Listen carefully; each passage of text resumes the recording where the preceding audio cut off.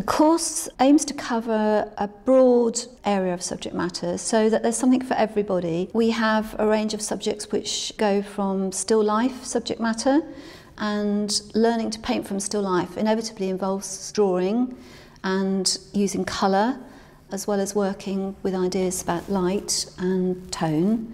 We have a certain point where we're working with flowers, so again colour is very important, and learning to use a brush might be extremely relevant there. The figure comes into the course towards the end of the term. I always find that working with the figure and learning the discipline of watercolour are two quite difficult things to bring together, quite challenging.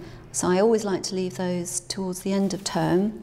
Students have the chance to work from the model, and we usually allow 4 weeks to do something where we're working with the life figure, that is the nude, and something with the portrait, the clothed figure. And again, we're using the figure as an opportunity to learn more about the media.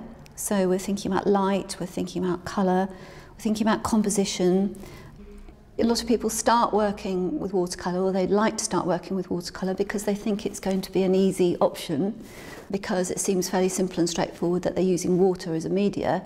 But in fact, I think the reality is that it's often more difficult and more disciplined than they first thought, because we always have to consider working from the light to the dark, and we have to plan our light, and it's much more difficult to correct mistakes, although there are ways of doing that which people can learn. So I think that people do find watercolour a challenge, but one of the great things about working in a class is that students can learn from each other, and particularly in terms of watercolour, there are so many little techniques and little ways of doing things that you can actually learn so that you don't have to reinvent the wheel for yourself. So lots of ideas and techniques can help people short-circuit the learning process. Things that might take them quite a long time to discover on their own, they can learn in a class. I think the ultimate goal of people who are working with watercolour is often to learn how to make their paintings look spontaneous, feel free, feel fresh.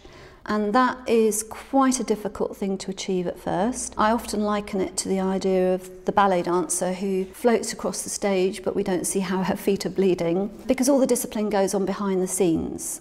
In terms of actually making the painting, there may be several preliminary paintings before we make the final beautiful masterpiece.